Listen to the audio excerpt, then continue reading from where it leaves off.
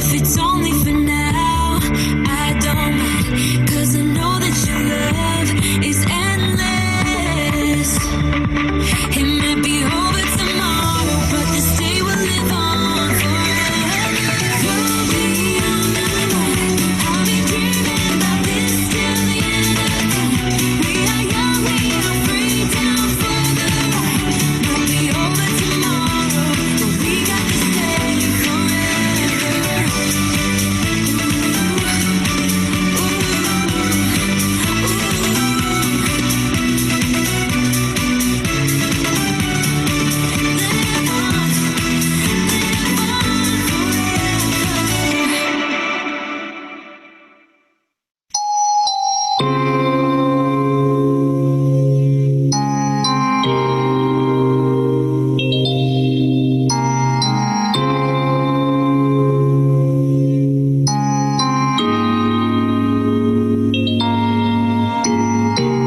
I'm in the zone now, and I think I know why. Can tell from your eyes, this is not your first time. Another late night vision with the blurred side. You know what I like. I can't get you off my mind. I think of you all the time. I wanna get with you inside the lines. Just hit me up. All night, all night, all night. Fading out within the lights. And what I like is you and I inside all night.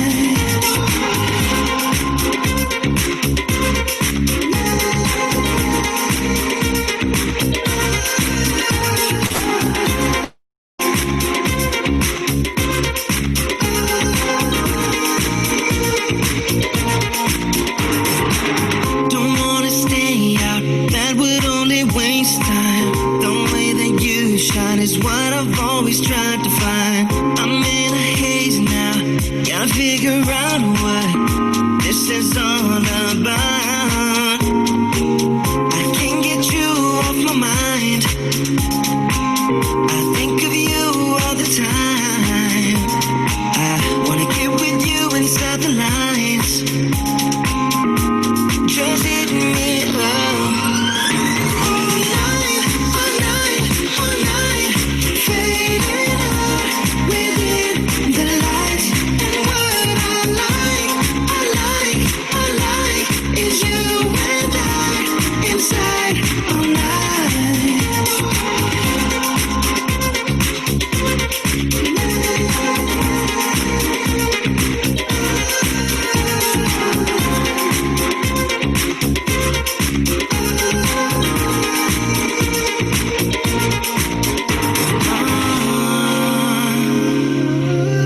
All night, together all night.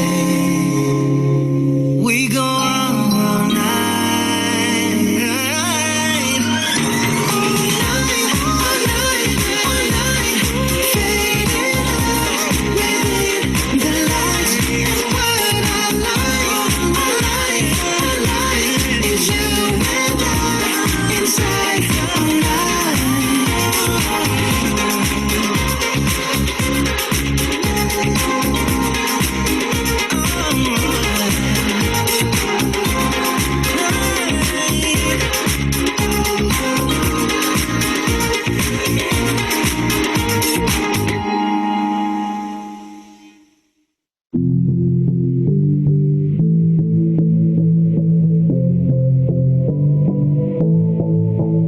Deep end, we're alive, living life underwater. Let's spend all we've got getting buzzed. You pretend you're a god, I believe I'm a soldier. We play hide and seek till you draw. Love ain't got nothing on me, bad boy. Running to catch you on my own, boy. Love ain't got nothing on me, bad boy. A great way of playing that only because. Be the my mother.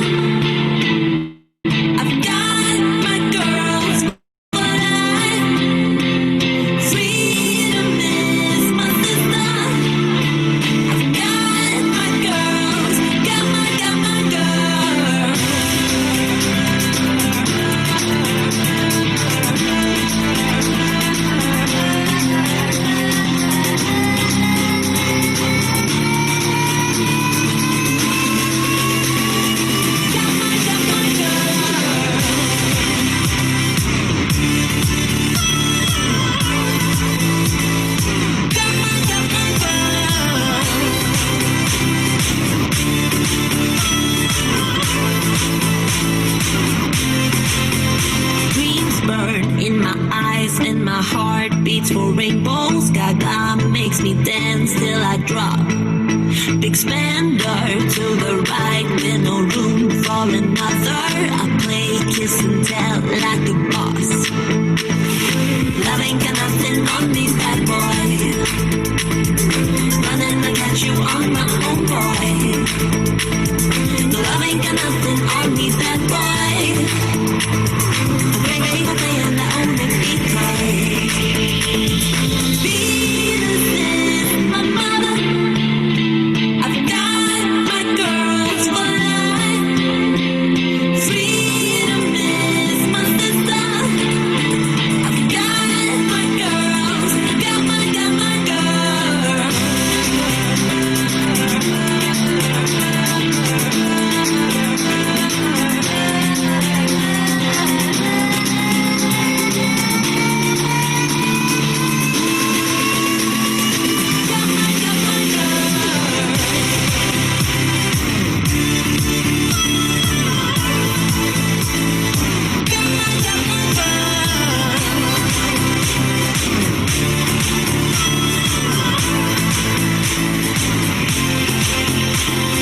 Love ain't got nothing on me, bad boy.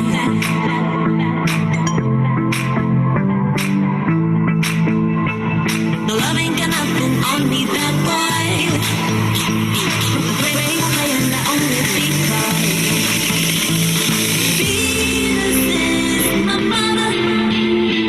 I've got my girls for life. Freedom is my sister.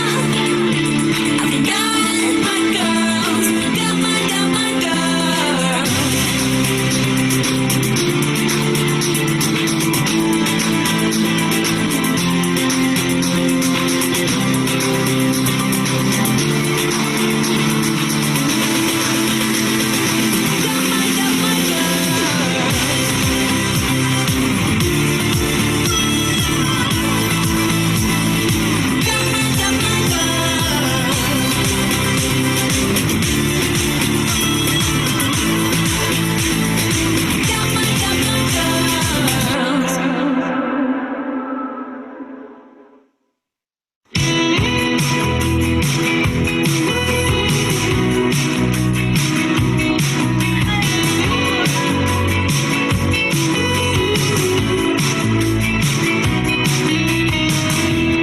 Wake me up, I'm getting tired of sleep. Think I had enough. I've been gone, but haven't done much healing. It's pretty clear to me. Kinda strange how I can take a beat from my better self. It's like no one else even really scratches the surface. 'Cause nobody gets me.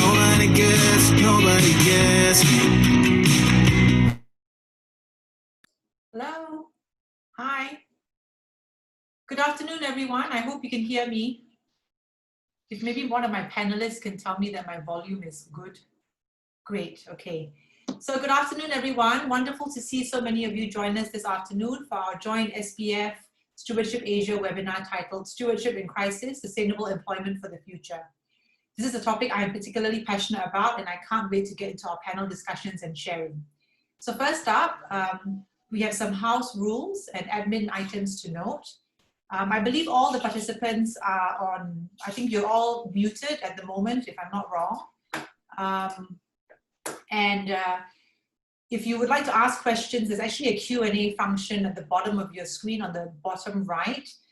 So you can upvote submitted questions. We had some participants who emailed questions in, so we'll try to get to as many of those as possible. We also, you will see at the bottom of your screens the same bar, navigation bar, a polling icon, and we're hoping to get you guys to help us with a bit of input a little bit later. And then we'll definitely share the poll results as well. Okay. So I think, I'm not sure what screen you're seeing. Okay, there we go. I promise you we had all this down pat 2 minutes ago. Okay, so house rules. Oh yes, please do share your name and organization before asking a question. If we can move to the next slide. So the program outline for the day, it's quite straightforward. I mean, we literally have about an hour and a bit together. I'm going to hand over to Mr. Ong Boon Hwee, CEO of Stewardship Asia, in a couple of minutes just to give us his opening remarks. Then we have a sharing session with both Yakun and CrimsonLogic. We'll do a quick, robust Q&A. We have some really lovely questions that have come in, and I will try to reach out or engage with as many participants as possible online. And then our SBS CEO, Mr. Ho Min Ket, will then give us some closing thoughts. We're hoping to wrap up by about 4:15, but depending on how we go, we may extend for a couple more minutes. So maybe I'll just quickly do a quick intro into the panelists for today. Oh, sorry, we're going to do a poll first. Yes, so if you have a look at the bottom of your screens, there should be a poll icon. So there are three very simple questions. The first one is, and I'm going to read it out because as some of you are toggling and navigating, I promise we will share the results at the end of the session.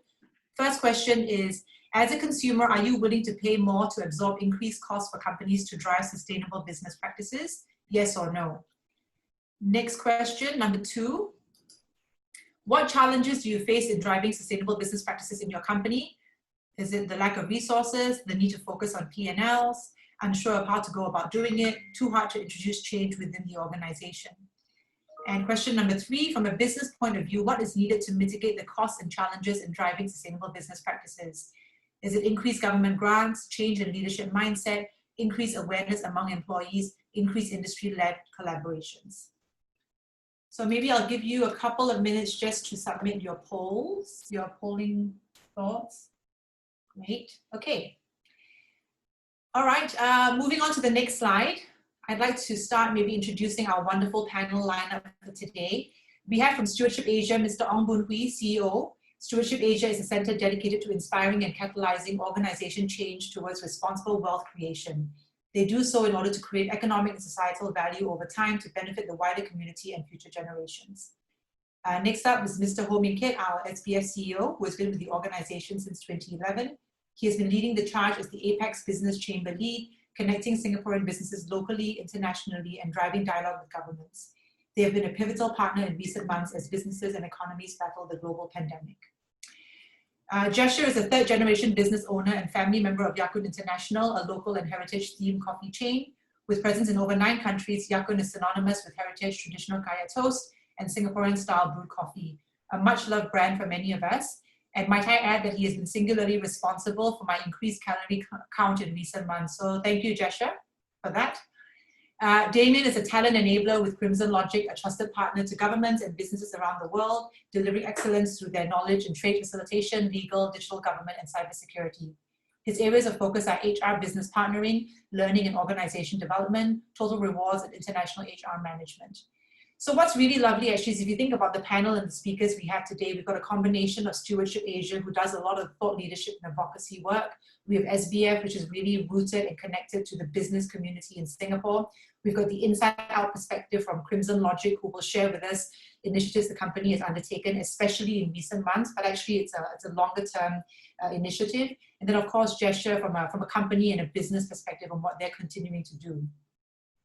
So with that, I'd like to then hand it over to Mr. Ong to share with us his opening remarks. Mr. Ong, over to you. Thank you. Well, thank you very much, Ee Rong, and good afternoon to everyone that has tuned in.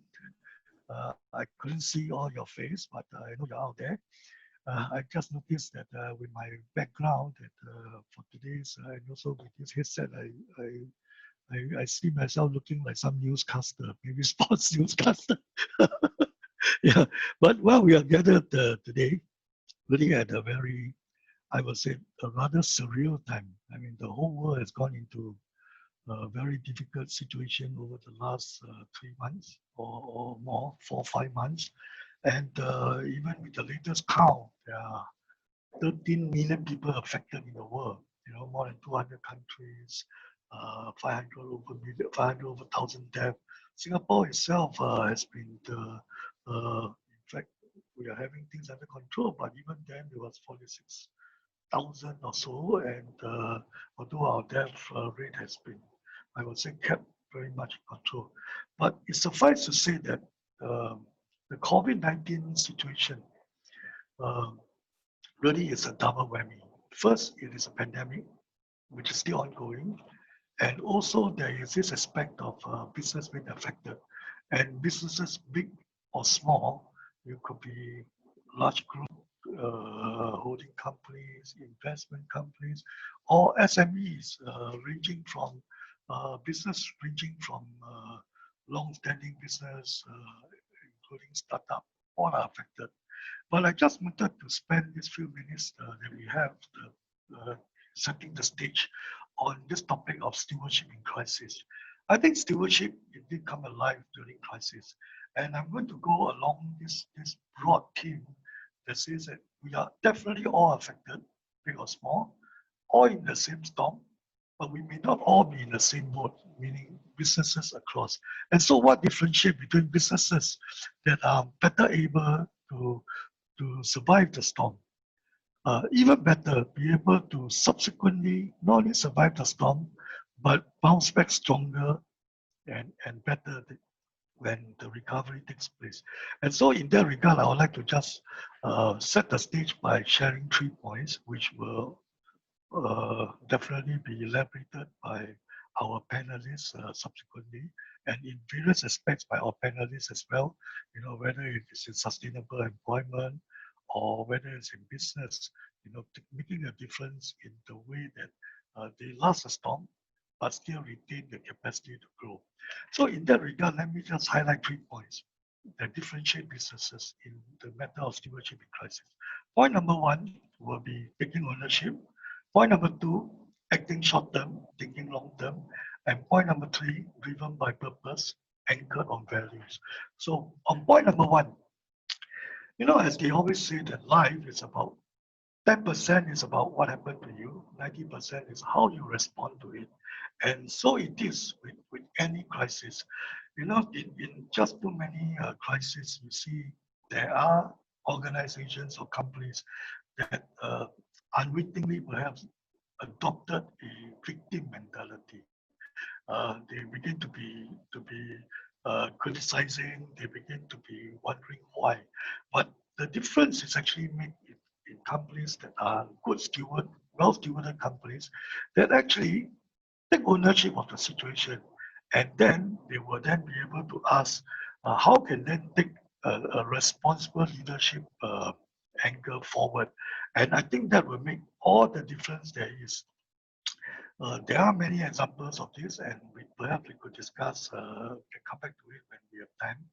And even in Singapore context, off the top of your mind, you probably can think of companies that you see taking ownership of the situation and preparing itself for when they get out of the tunnel on the other side.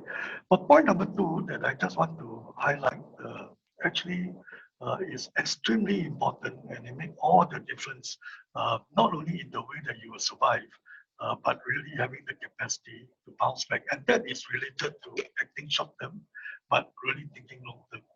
In a crisis like this, I think we all know that survival is the name of the game, right? And we hear words like resilience, we hear words like agility. I think resilience is probably one of the most quoted words.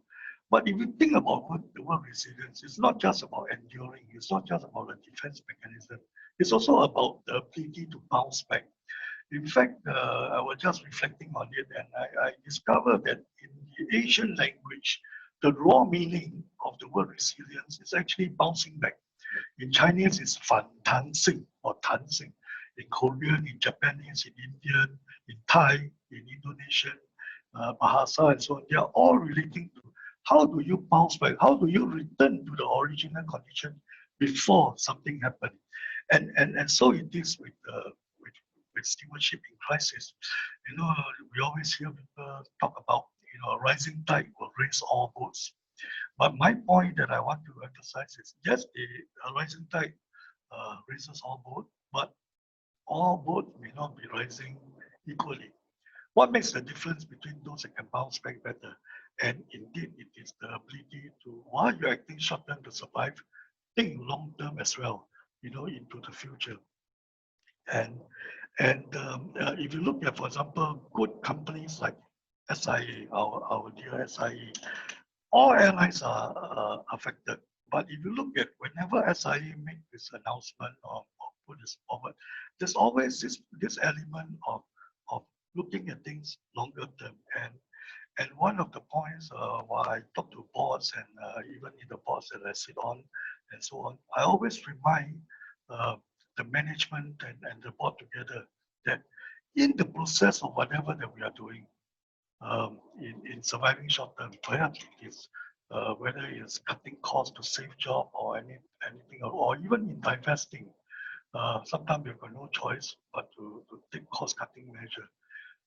You probably have to be very mindful that there is a recovery at the end of which, if in the process you start to cut down capacities or value creating capacity, especially manpower assets, then it will come back to haunt you, because when the time comes, your capacity, your capability to create, to grow has been very badly affected.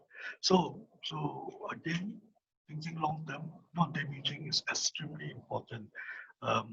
One of the quotation from the letter from the Chairman Temasek to the portfolio companies that I thought makes a lot of sense is that he said, in a situation like this, every company will have their bottom line affected, but their reputation and their governance need not be affected. So think about it. I think that is very relevant. And finally, the point that I thought is extremely meaningful, and I really hope this is one point that Jesher, when he speaks about Yakun, because I know Jesher is really a strong steward leader, but Yakun is strong in values, the way that they steward their companies, is in this aspect of striving to do the right thing, but how do you do it? It is very much driven by purpose and anchored on values. It is the values that the system of the company, particularly being tested in crisis, that allow you to chart the right path forward. And with that, you will see that coming through the crisis, you actually have it as a situation where you build the company, including trust, including teamwork, including within your among the employees and the leadership. In the course of my work, particularly working with family business over the last 5 years throughout Asia, I've always heard it being reflected to me that the successful and enduring companies often see the crisis situation as their defining moments. And it is not only to surviving it, but the journey through it that sort of forged the companies together. So organization, whether how they survive, how they bounce back, I think the difference is reflected in, among other points, these 3 points, and I will just recap them. Taking ownership of the situation, 2, acting short term, but thinking long term, and at the same time driven by purpose, anchor of value. And so with that, it is very much to set the stage to stimulate our discussion further. And I will hand back to the moderator, with 8 seconds to spare. Very good. Thank you. Thank you very much for keeping to time. I think that you brought up a couple of really very important points that we will circle back to. And for me, it was the ability to bounce back, and all boats may not be rising equally. I think that's something that actually some of the questions that have come in from our participants, we would really like to come back to that point. So I'll kind of circle back to that shortly, Mr. Ong, during the Q&A.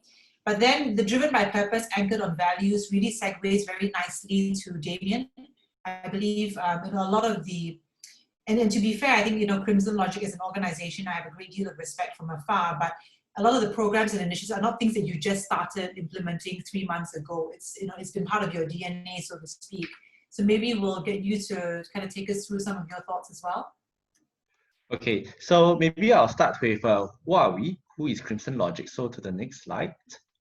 Yeah, so to the next slide. So who are we?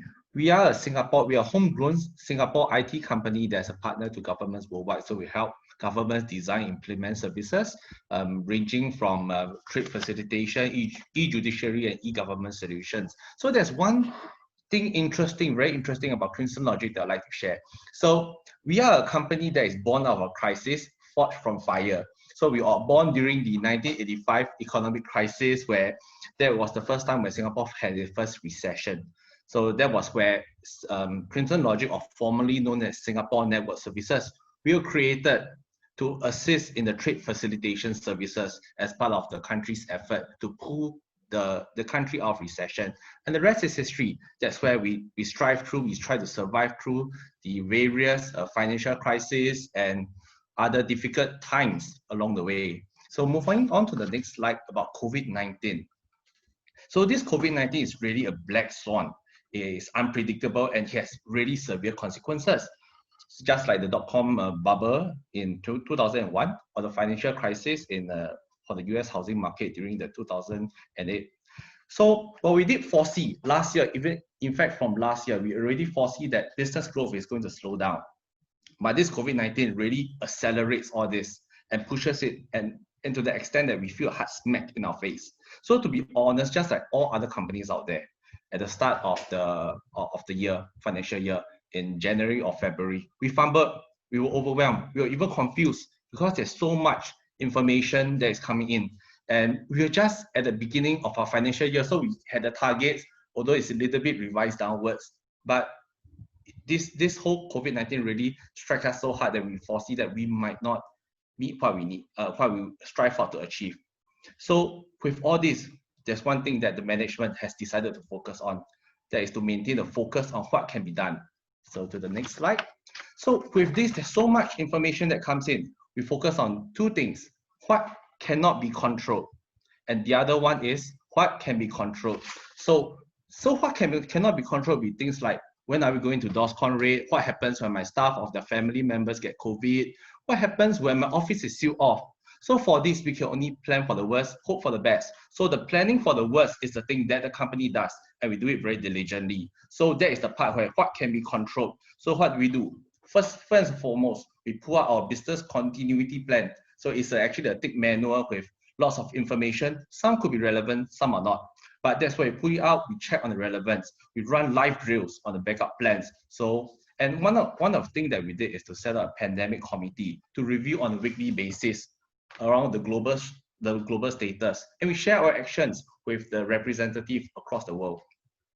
And the other thing that we did is to start communication channels, because people are confused internally. People don't know what the management has been done. So we tell them, we share with them through various channels, through their managers, send out email circulars. We tell them that this is the update, what is the company doing for you. We have also real actions on certain protective. So for example, one of the first few things is we gave out masks, we gave out thermometers to our people and tell them that this is at the start to prepare you for a pandemic. We send out notice to inform them that maybe it's time to stock out a little bit of the food here and there just to prepare yourself. So we take care of our people. Then next is to our clients. Our clients are very important to us because they're all over the world. At that point of time in Jan or February, they haven't really feel that COVID-19 is going to hit them, especially in the Middle East and Africa. Same goes for our staff over there as well. So I can recall there was this, sometime in April, there was this staff that came to me and said that, hey, I'd really like to thank the management on this, because at that time in April, when the first few cases of COVID-19 hits them really badly, then that's where our people, they start to say that, okay, they're really appreciative that they have proper stockage of masks, hand sanitizers, and even food. Same goes for the partners in the same office that share the same office with us. Equally, they are somehow influenced by us to start preparing themselves for this. So when it hits their location, they are more or less more prepared than other people in it. Then one thing we also did is to share our BCP plan, business continuity plan, from HQ side with them and say that, hey, these are some of the controls that you can do. So from there, they see us as a reliable partner in the business. So it helps to build the future for our collaboration as well. Then the next part, so we settle the communications channel, then we come to terms and really acknowledge that business outlook is going to be so bad beyond our recognition. So that's where we start looking at the productivity of our people and doing what makes sense. Instead of cutting people, what we do is we look at productivity, their skill sets, and we see whether we can do more with less, whether we can stretch our people a little bit more, and we tell them that let's bear it together. Hopefully we can go through this. So no hiring, but everybody have to take a little bit more. So it's about us. So with all this it's all about us constantly asking, what can we do as a responsible employer for our people? And also going back to our fundamentals, which is in the next slide, our core values. So on this, our core values, so basically, I mean, this is, so we have this one Crimson core values that we have set almost 10 years ago. It still stays relevant. So it's about ownership, telling our people internally and towards our clients as well, that we need to stay accountable to our commitments, to our people, to our clients, that our commitments to them will still stay despite all these challenges. We are here to stay for them. We have been here for the past 30 years. We're here to help them solve problems. We will continue to do so. The passion part is the part that we as an employer, we keep going to our people. We are somehow, HR plays the role of a cheerleader together with the managers as well. We rah-rah them to keep thinking instead of focusing on negativity issues about their basic fundamentals. We try to inspire them on how to rethink what they can do in their roles to excite people around them and excite the clients as well. Then the part of our excellence is to continue maintaining quality and standards, even though we have less people doing the job. And we address obstacles. Some are small obstacles. For example, it could be the hygienic issues that I don't have my VPN token, I don't have my laptop is not functioning properly. So we help them to resolve all these challenges bit by bit. And it brings to the next part, my next slide about turning point. So this is something which Ms Dong has shared previously also. I want to share a quote from Andrew Grove, who is a former chairman from Intel. So he shared that there's at least one point in the history of any company when you have to change dramatically to rise to the next level of performance. You miss that moment and you're on a decline. So we have to be prepared. So what we did is try to get our people to recognize that this moment, 2020 COVID-19, could be the turning point for the company. Either we thrive or we decline. So we are in it together. So there's a lot of talk about it, but there needs to be action on what we as the HR, what we can do for them, or from a people perspective, what we can do. So to the next slide. So one of the things that turns out to be our focus, the company's focus, L&OD focus, is really to build resilience and reinforce trust. Resilience is a big word for a lot of people, to the most common employer out there. So what has resilience got to do with me? I'm just doing my work as well. So for what we did is we run workshops at 3 different levels. For the individual, we coach them about what is resilience, what is about rebounding back, what is about maintaining positive attitudes, using the right words so that you can stay positive. And at the same time, while the company takes care of their basic hygiene needs, we try not to cut salaries, we try not to freeze. Yeah, so that's what we can do for them. So at the individual level, we have all these championing with resilience workshops globally. At the team level, that's where we apply another set of core values which we adopted from our parent company, PSA. They have this 4 principles of FISH. So that's where we reinforce on this portion. And we teach them how to use the FISH philosophy to empower people within their teams so that we can work better. And at the organization level, we use our EOP, our employer opinion poll results, to continuously try to improve the context of our workplace, to support our people and build the trust in these current challenges. So we tackle all these 3 levels, the individual, at the team level, and the organization level. So actually that's about what we have done. So to prepare us for the next stage. So coming to my last slide over here. So I would like to share this point that we have come across online. So I pull this off online and we share it in a resilience training. So at the initial stage, we're all in our fear zone. We don't know what to do. We get confused. We get scared about our livelihood and so on. But over the time, we start to pick up, we start to learn. The fighting fire portion is during the learning zone, where we try to cope with is the present. So we keep looking at statistics, how we try to keep surviving. But what we want our people to do, to journey with us, is really in the growth zone. That we want to live in the present, but at the same time focus on the future. So it's about thinking long term for us. Yeah. So I think that's all I have to share. Okay, great. Thank you, Damien. And I think similarly, I noticed as well that the 2 things he talked about was the trust and the open communication channel right from the onset. Obviously, something that you would have developed and built right as part of the culture of the organization from day one. So it's not that you were only doing it during this period. Okay, I'm going to move over to Jesher. I think Jesher, you've got a couple of slides, and then yes, you're sharing. Thank you. Yeah, hi everyone. Good afternoon.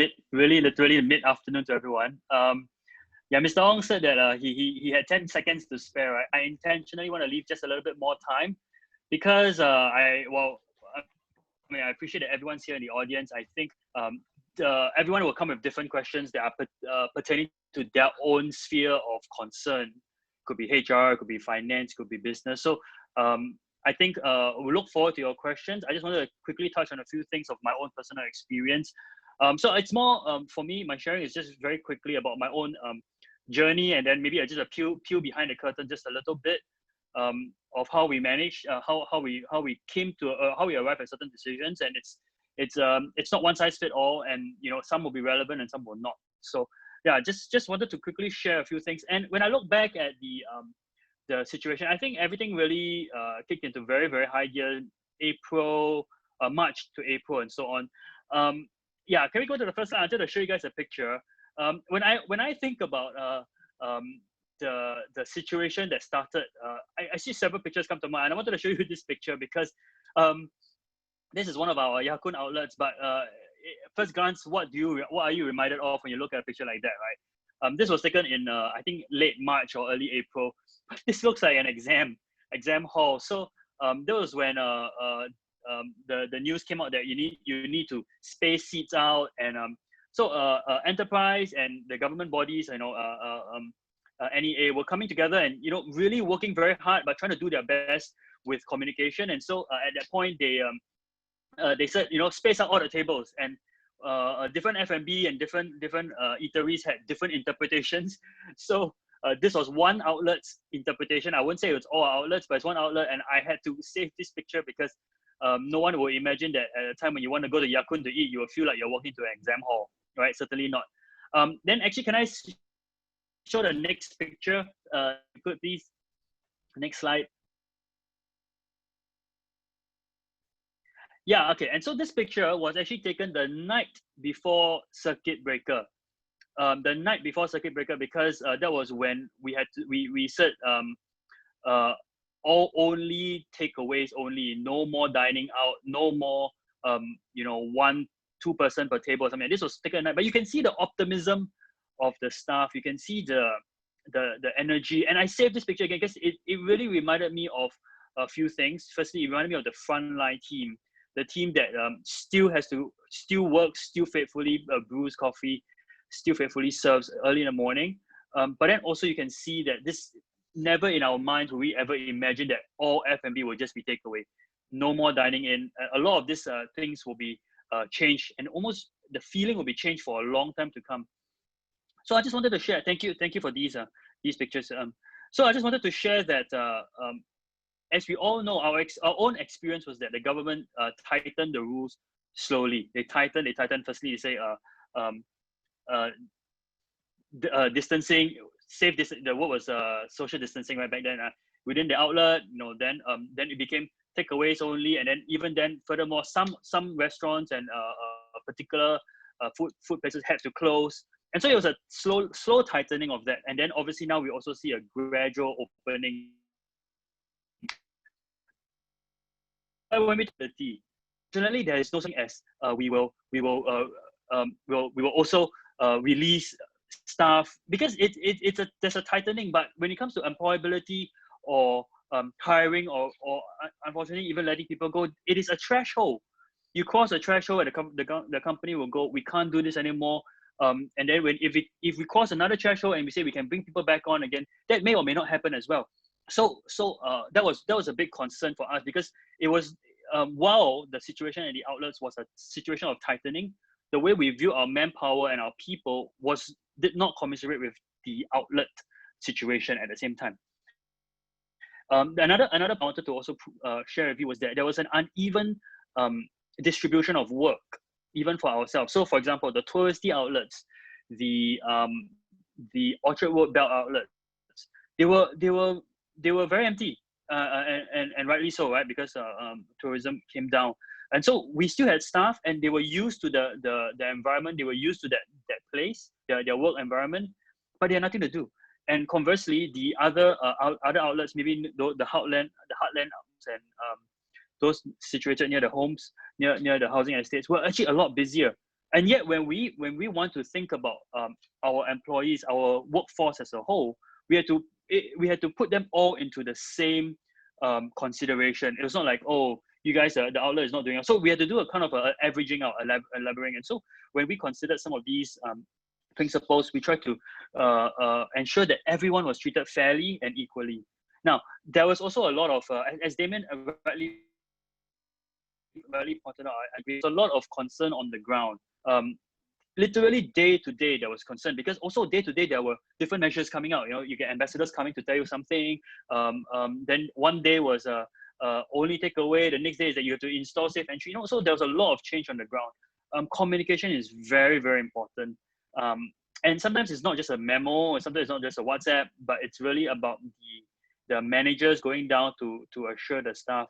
But these are people, and these are they need to know what to handle and how to handle it. We are definitely not out of the woods yet. We are definitely still working together, but we really feel like we want to work together with them in this. In a moment of crisis, though, I have to say that we were not looking for. We help our management. We help to collect our minds together. We want people to be on board. We're not looking for yes men. I think even in a moment of in a crisis, we need people who do not just go with the flow. But we want everybody to be on board, to take every task responsibly, to have ownership of the situation, of their station, of their work, of their community, and then we can get out of this together. So this was definitely a situation of coming together, explaining the situation with each other. Yes, our shops are definitely affected, the business is affected, and yet we realize that we have close to 300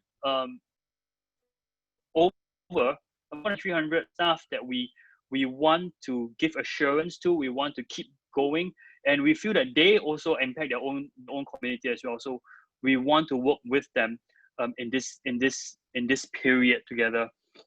Also, the topic is about employment for the future. So I just want to quickly touch a little bit about what it means to be employable and what we look for in the future. Right now, nobody knows what we look like. How are we going to get out of this? But definitely, as I look at our team and what we cultivate and what we look for, one thing is my quick personal view is that willingness to learn, willingness to be on board, willingness to work together virtually, not even physically, right? Virtually is so critical in this time, because it is not easy to banter, it's not easy to debate virtually, but when we see someone who is willing to step out there and to take ownership of their role, I find that incredibly essential in this point. So if anyone out there is thinking about what employment will look like in the future, my advice is come across as willing to learn, willing to contribute. No one will know what skill sets it takes, but as long as you're willing to learn and you're willing to adapt your skill sets, I think that will take you very far. So that is just a quick anecdote, a quick personal experience of our journey. I wanted to leave a lot to questions, and then to take them as they come, because I'm sure everyone has questions that pertain to your own views. All right, yeah, thank you. Thanks, Jesher. I'm going to start off with the first question, but if I may, Jesher, there's one question from a lady, Ilim Sribata, on the Q&A. If you could have a quick look at that, because you touched on it a little bit around the recruitment strategy, so I'll come back to you later. But actually, my first question is for Mr. Ho from SPF, and this was in regards to the Sustainable Employment Report that we launched in November last year. Obviously, a very different world, a very different time. How are the recommendations that were made in that report still relevant to businesses in the face of COVID-19? Mr. Ho, any thoughts on that? Yeah, good afternoon to everybody. Glad to participate in this webinar. As you said, the report was launched in November last year, really to call on our businesses to take action and pledge to improve sustainable employment practices. This is really to showcase or to urge businesses that they can do their part in order to have a fairer and a more inclusive society. We were looking at, the report was targeting 3 vulnerable employee groups. First, the low-wage essential workers. Second is matured workers. And the third is really the PMETs who are susceptible to technology disruption, and and is still the case today. Now, I must say that once in 5 years, and I must mention the recent election, because election like what we had just last week is something that shows the values that is bubbling in society, because for once the whole country, almost 90% of those voting population are voted. And I want to draw a few sort of points and insight from the last election. First, I think in the last election there was the country, though we know that our inequality is quite high in terms of the Gini coefficient, etc. We were not divisive as a country. We had an election whereby we understand what the main issues were. We were not divided, as a country. We pulled together, maybe because it's we know that the PAP will win and there will be an element of stability. But I think we all know that we are also, battling a COVID crisis, and the need to come together was, I think, very strong. So it was not a divisive whereby the country was split in many parts. It was not. I think we're all together to look at COVID-19. And I think there was a very strong focus on the impact of COVID-19, and particularly the impact on jobs. So I think that's the first point that came out very strongly in the election. Second is that apart from the focus on jobs, I think there was also a sense from the election and from Singaporeans, the way they voted, the way they were posting their comments on social media, that fairness is important. You need to be fair. You need to, not just fairness in the way you treat your political opponent, but fairness in society is important. So I thought that came out, quite strongly as well. And of course that point also is that we are now so diverse that in Singapore society now, and of course the young people now is a significant part of the voting population, and they want a diversity of views. They don't just want one view. They don't just want the government to tell them that this is the view. They want a diversity of views. So I thought these points came out, and I think these points actually make, I think, a great impact on businesses, because you look at the elections and they were asking government to, well, why can't you be fairer? Why can't you have less foreign workers? Why can't you provide a minimum wage? Why can't you have a policy to have greater social support for those who are unemployed? So a lot of that comes out, and targeting government policy. But actually, if you ask me, it's not just government policy, because sooner or later, the population will be targeting businesses. What is businesses' responsibility towards society?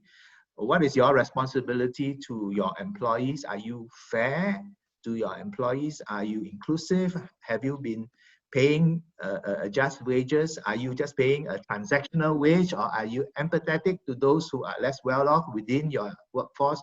So I thought that sort of those kind of norms will be increasingly more important. So I urge that for business leaders or businesses watching this particular impact, they take on this pledge. It's no longer, I think society has changed, and therefore the recommendations of the Sustainable Employment Report, to my mind, I think is accentuated. I think the things that businesses need to do is even more important, because now that we can see the change from in society, and that if businesses don't do it, I think businesses will be helped out.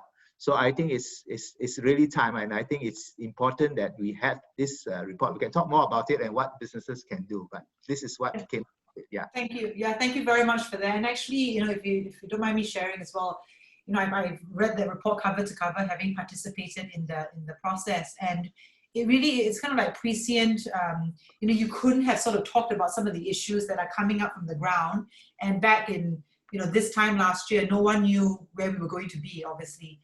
So some of the issues, you talk about the values, the equity, the focus on jobs, the learning, the relearning, the reskilling. These are all things that businesses, organizations have to really sort of spotlight and focus on now more than ever. Which then, I guess, segues also then into a question for Mr. Ong. In this current climate with COVID-19, companies are struggling for survival. I mean, it's literally, it's bread and butter issues. I don't have time to think about stewardship. I'm a bit busy just trying to make sure that I have money to pay staff, as an example. So maybe can you give us some thoughts, and not just sort of the larger organizations, but the SMEs range from small 2-10-man agency companies, organizations through hundreds of people as well, hundreds of thousands. Yeah, Mr. Ong? I think this is really a very good question and a very practical one. Especially in the crisis situation where survivor, you don't even know whether you can really survive the crisis, whether you can hold out and keeping your head above the water. How do you then even start to think about the future or those things that I mentioned about thinking long term and things like this?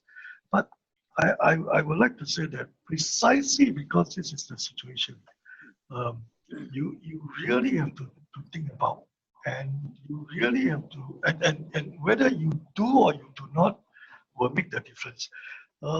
There's another question that I just read on the Q&A, which is very similar to this as well, and I would like to also while tackling this question also jump on the question I mentioned about financing, but how can the company actually move into what are some of the areas that we can start thinking about to really build the ability to come back stronger and better. The 3 points that I mentioned earlier, setting the stage, are very much in the realm of what I call attitudes or values, and I will want to stress that it is sometimes very difficult to talk about all those, especially in the crisis situation. But it is precisely in those areas because, people say we like to build resilience, we like to build agility. Really, resilience and agility cannot be built in the midst of crisis. You will already be having that in the way that before crisis, you start to be good steward as an organization and start to think about. But so that is one area of it. The second area, of course, is exactly what this question, these two questions are related to, both the question from the moderator as well as this question. What are the practical aspects? And I would like to say that the practical aspects are there. A lot of aspects to be thought about.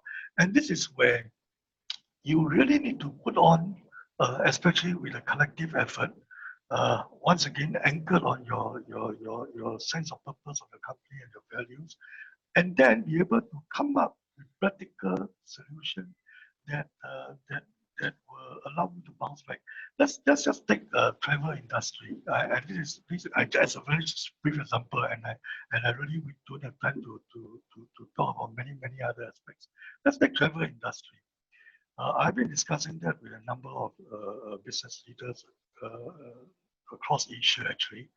And travel industry, of course, is one of the biggest hit industry.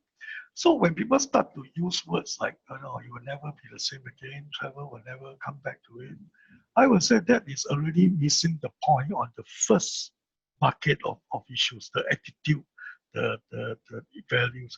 But if you set yourself in a positive mood, as I always say, bad times just like good times will pass. when it passed, what are the practical aspects? And this is where the second realm of issue, all the practical aspects. You look at, for example, what SIA is trying to do, how to make travel safe, how to make travel when the opportunity arises, how to win back the trust and the confidence. And then you zoom in, go down to the specific practical issue. So when discussing with various business leaders, all of them, without fear, say that they will want to get back to business travel. The current situation is not the new normal. The new normal is to the past situation where travel continues. Just like before September 11 and after September 11, people think the crisis September 11 will render travel not available. But travel increased many times after, many folds after that, but with, of course, additional security measures. The same will happen. So how do you make sure that the travel is safe? How do you make sure that the air is good? Maybe there's a different way of traveling. So the new normal actually is getting back to what do the travel industry market want, but with a very clear understanding of how to meet those needs. And if you can, along this line, come up with practical solution, you will be the first to bounce back. As I always like to say, agility is not uniform. Agility depends on relative agility. It is relative to others, relative to people in the industry. I think I better pause there. Thank you, Mr. Ong. Jesher, did you want to add some comments around how businesses are struggling or balancing that the challenge?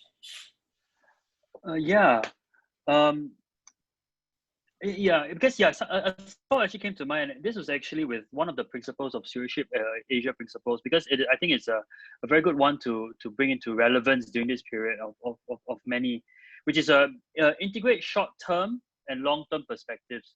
So that's a very tricky one. I'm happy to discuss it with the audience also, because let's think about it together. Integrating short-term and long-term. Desperation is short-term, right?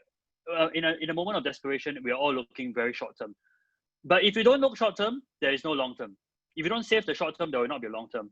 If you look long-term, it may never come because you are not looking at the short-term. So it's a kind of catch-22 juggling of balls sort of concept.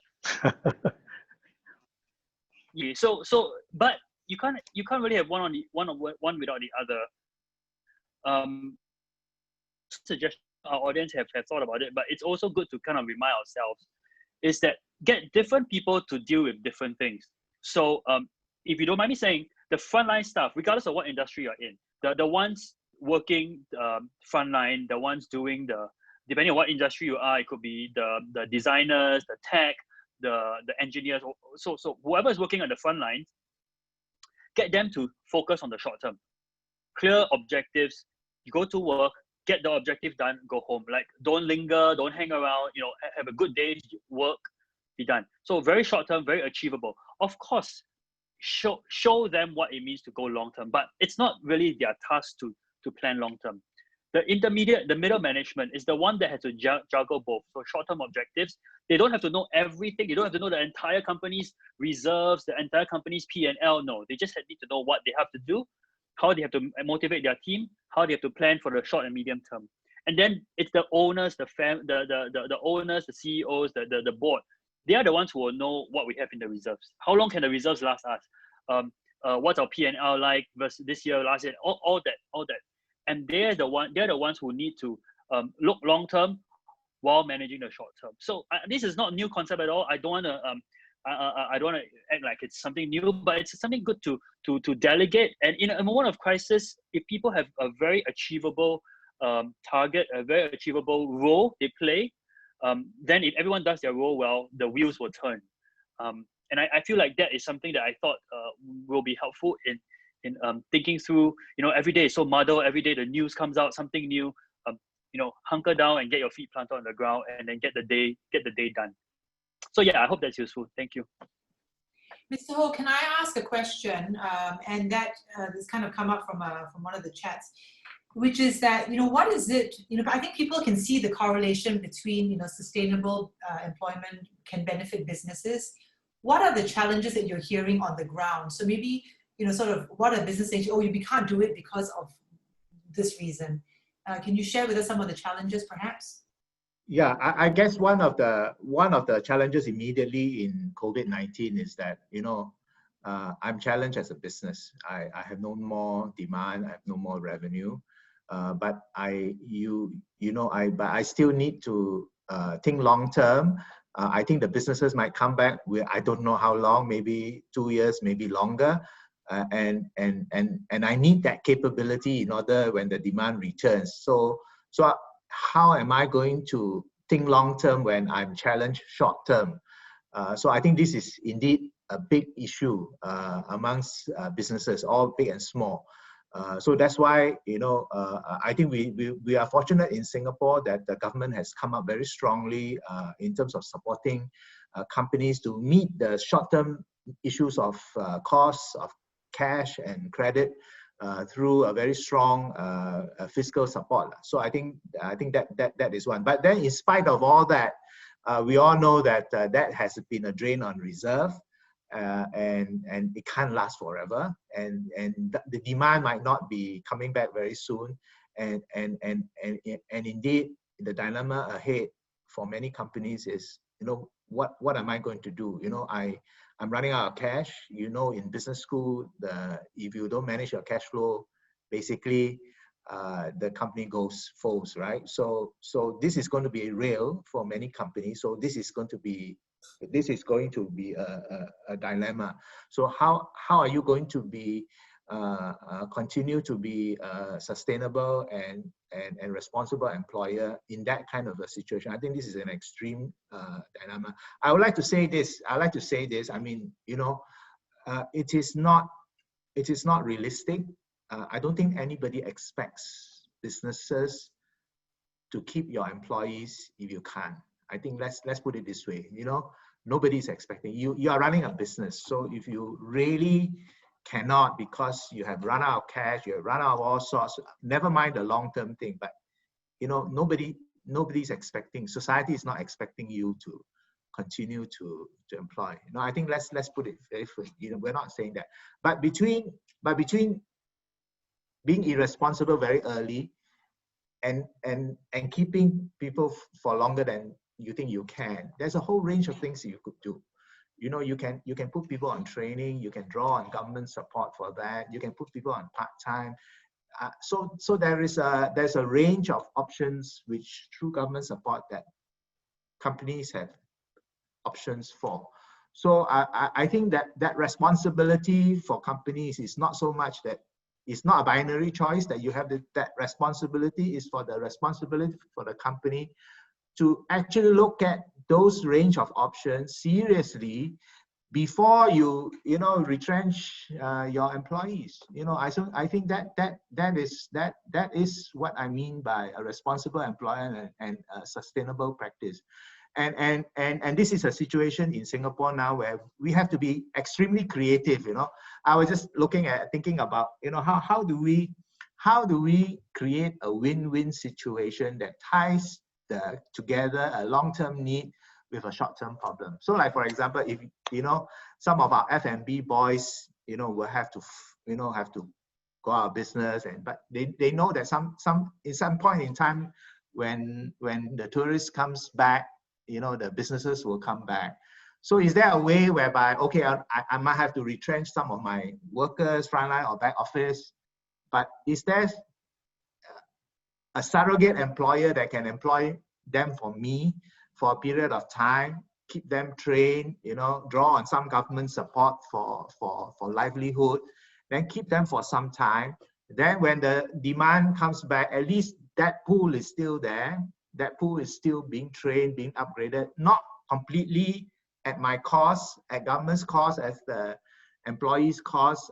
Maybe I put in a little bit, but it can be a win-win, you see. So we're trying to see whether together with the government, working with industry, we can come up with creative solutions like this to allow more options and choices for companies to marry short-term problem with long-term needs.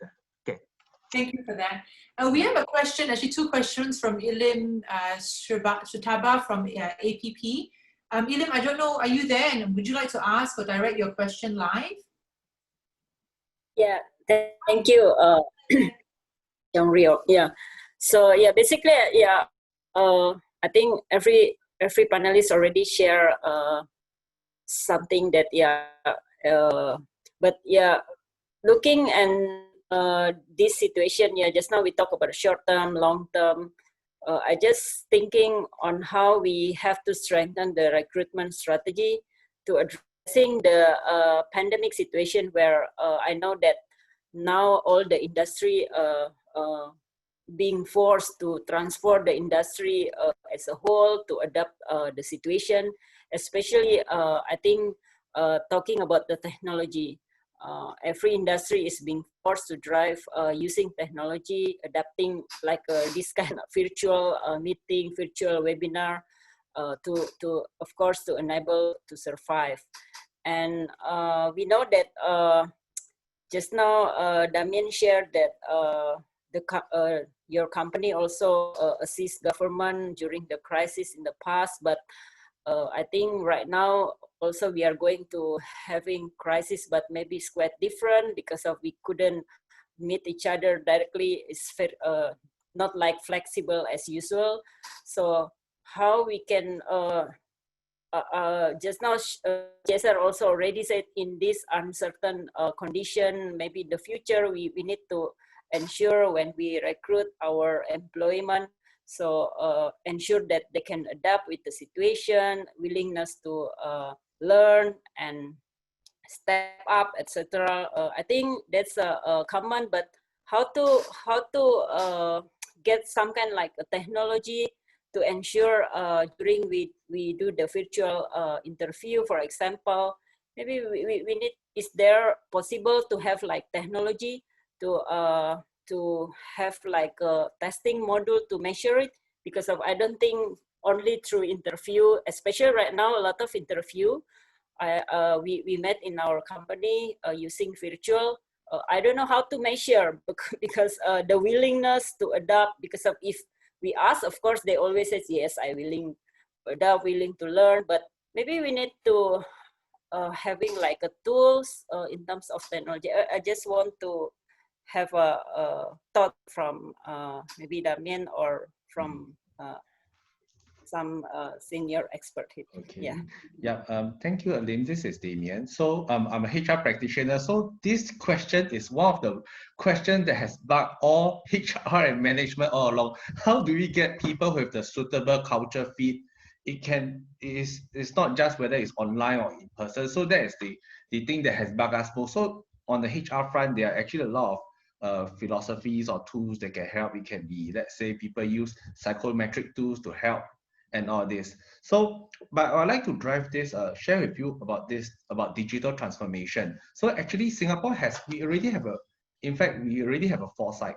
We wanted to drive digital transformation 4.0 since last year. And there was this hype about digital transformation 4.0, and COVID-19 is actually the best lubricant for this transformation. So if you see on the news, everybody started to use Zoom, started doing virtual meetings and all this, not because we want to adopt, but it's because we have no choice. We are being forced to do that. I used to have managers telling me that, hey, I don't want to use all this. I prefer the face-to-face. I prefer to talk to the person and look at them in the eye. Now they don't have the choice. So this is a perfect, I would say it's a perfect scenario where we boost all this. So talking about this is also the best time where actually we leverage on a lot of technologies to help. So currently, I can share with you some of the tools that the company has done. All along when we start assessing, there's one thing that we always focus. The solution to a lot of our problems is not by adding more manpower. So when we look at productivity, we look at processes.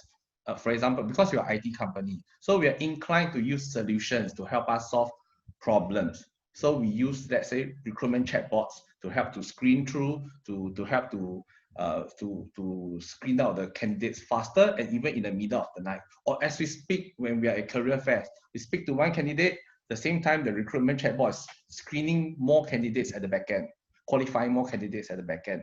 So we also use other technologies like online technical screening tools, because we do a lot of programming. our people do a lot of programming. So we use this technology to help us to better access. Then at the same time, we also use tools to help us to hasten our onboarding process, for example, using digital signature, workflow processes and all this. So the one thing that we do, we make deliberate effort to work on is on working together with SMEs, working together with other industry partners, IT partners in this. While we do have the capability to develop some of these tests, some of these tools within ourselves, but we know that that is not our priority. That is not our core business. And this is a time that we also want to create a win-win situation. We want to help the SMEs, we partner with them on how to we use their tools, and we partner with them on how to make it better, how to make it more applicable. And thankfully in Singapore, we do have a great government that give us grants and supports to adopt HR technology. So all this is actually a perfect scenario where we have a problem and we have the funds, we have the help from the government to adopt it, and also help other companies in turn. Then together we can move to a better position. Yeah. Thanks, Damien. Thank you. I'm just mindful of time, and there's a question from Yulin Yang from IMC Industrial Group. I'm thinking whether Mr. Ong or Mr. Ho, you would like to answer this question, which is, are family-owned, privately held companies better able to act short-term but think long-term compared to publicly listed companies which have a widely dispersed shareholding base? Mr. Ho? Yeah, Mr. Ong can, Mr. Boon Hwee can have a go at this. Sure. Let me have a go at it, and you could jump in to add to it or to amplify that. I will give a very short answer, Yulin. I think it is not so much whether it is family business or state-owned or publicly listed in terms of structure, but it is true that family business are more inclined to be thinking beyond the short term, and like what Jesher mentioned, integrating short term and long term, particularly because they have a much stronger sense of ownership. So it is the ownership sense that bring about this aspect. Because if you think about it, in the publicly listed company, and this is actually one of the big challenges of a modern company, where shareholdings become very dissipated, very dispersed. Usually we look at shareholders as an owner, but in a modern company, sometimes shareholders are just shareholders. They are investors.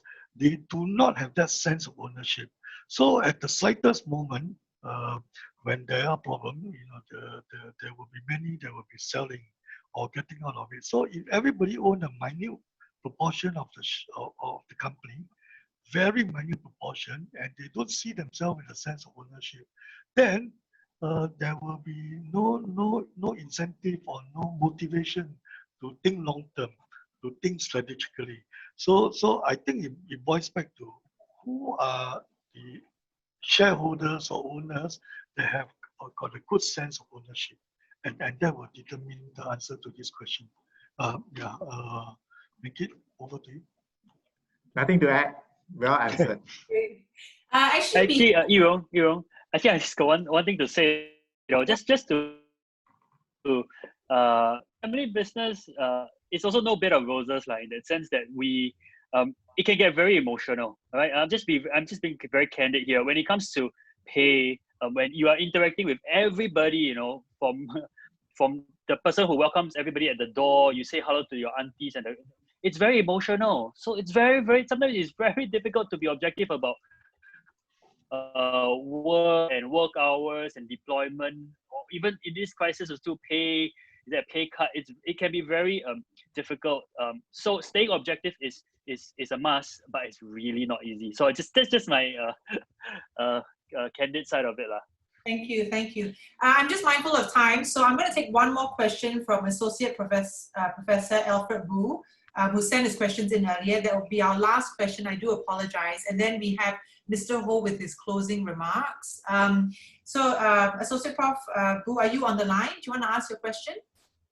Yes, actually, Mr. Ho has actually addressed the, I think the delicate tension between trying to balancing company survival and the employee and employment.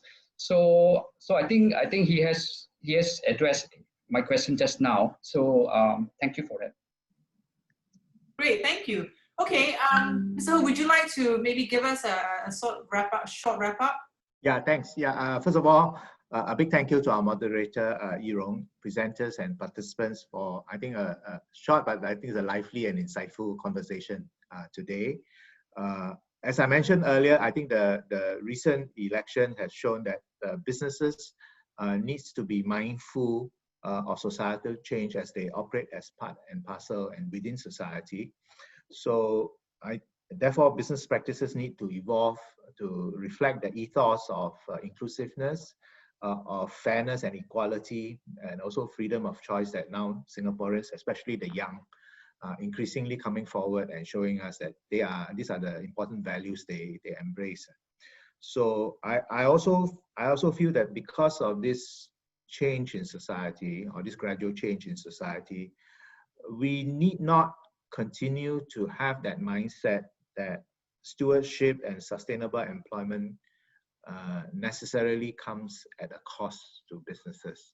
You know, it's not necessarily the case, because your employee and your customers may not mind paying the extra cost if they feel that it is the right thing to do, if they feel that it is the fair thing to do. So I don't think that we are all there yet, but I think that for some products and services that companies produce, I think you will increasingly find that, you know, consumers, your customers can bear part of the cost. So it's not necessarily that the cost has to be borne by businesses, has to be taken out from your bottom line, or if the government doesn't support, then that's it. You know, you have limited option.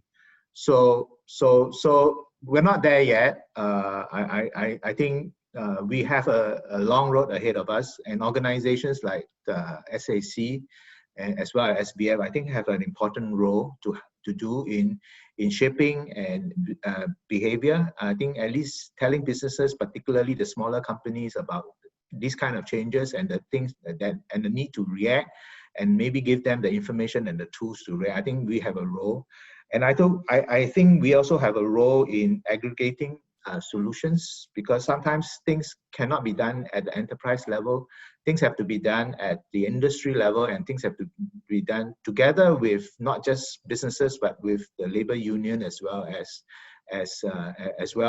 with government. So we have a role to play, and I think what we have done in the Sustainable Employment Report is that, in addition to putting out the report, we have now set up a program office, and we are pulling together small little projects that can show the way, getting a group of like-minded companies together to work. And there's one that I like to mention, this Estate and Facilities Management Lighthouse Project, which aims to transform the essential services work in the estate and facilities management space through multi-skilling and cross-industry integration of job functions. So we brought people together.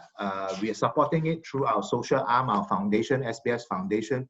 We hope that at the end of this, we can create redesign jobs for essential workers, not just in the landscaping, but also in the estate management and security areas, so that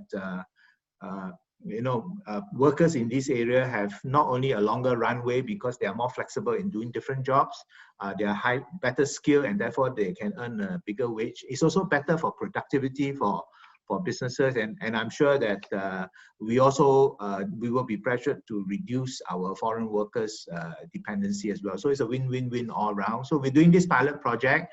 Hopefully within we can show results, and we can scale it to more businesses and more companies within the estate facilities management space, and then hopefully to do other industries. So this is one project that the Sustainable Employment Office within SPF is doing. So we hope to get more partners, hope to get more pledge partners to come forward together, because there are many other things that we needed to do, many things that we needed to do for mature workers, and many things that we needed to do for the PMETs as well. So it's really, everybody needs to be on that.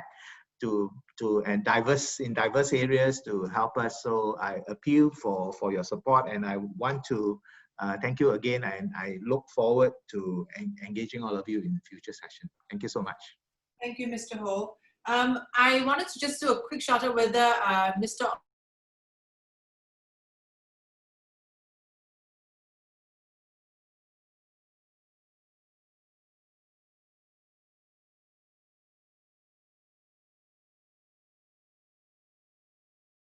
Short-term, long-term, and sustainable employment and so on. I think it can be reduced to looking at this crisis in terms of the ability and also the motivation to take responsible leadership and really put things into action. So I will say, just to summarize it into 4 words: taking responsibility, taking action, taking care, and then taking pride. And putting into this 4 phrases, you really need to put stewardship into action, especially when you look at stewardship in crisis. That's it. Damien? Yeah, I think for me, mainly it's about taking care of the people, because eventually they will be critical and crucial to the rebound later. So that's from me. Yeah. Jesher? I just wanted to throw out there that if anyone has any follow-up questions or any ideas or things, you can also look for me. My email is just jesher@yakun.com. Just wanted to really encourage that we are all in this together. It's very difficult for everyone, and but together we hang on together, and then we'll get through this together. I appreciate everybody's time this afternoon. Thank you. Thank you very much. You'll all see on the polling screens on your on the bottom of the navigation bar. I would say, generally there's a response, people agreeing that they're happy to pay more in terms of being able to drive sustainable business practices. I mean, to be honest, a lot of these things should be unsurprising. I think at the end of the day, we're also trying to make sure that that sort of increased cost is passed on to those who need it the most. I mean, if I may, since I'm the moderator and I have the mic, I mean, my parting words really are that, this sustainable business agenda, sustainable employment is not something that you just start and then stop. It's, every day we take that one step forward and then the next and the next. I think there's a social consciousness that's coming from, whether it's elections, whether it's a sustainable employment report, whether it is the conversations that we have with people that we interact with on a daily basis. But really, this is something that we need to continue to champion. We need to have these conversations. I think the people online, you're already sort of predisposed and you've bought in. So please, continue sharing, and the share of voice is very important, because it's the only way that we're going to drive change. So on that note, please do sign up for the SBS Sustainable Employment Pledge. It's logical. It makes a whole lot of abundant sense. And any other questions, please feel free to write to us, and we'll try to get to as many of them as possible. Thank you for being so participative. And yeah, it was a really great afternoon. It's raining where I am, so I don't know about the rest of you guys. But have a lovely Thursday and a good weekend. So thank you, everyone, and stay safe. Thank you.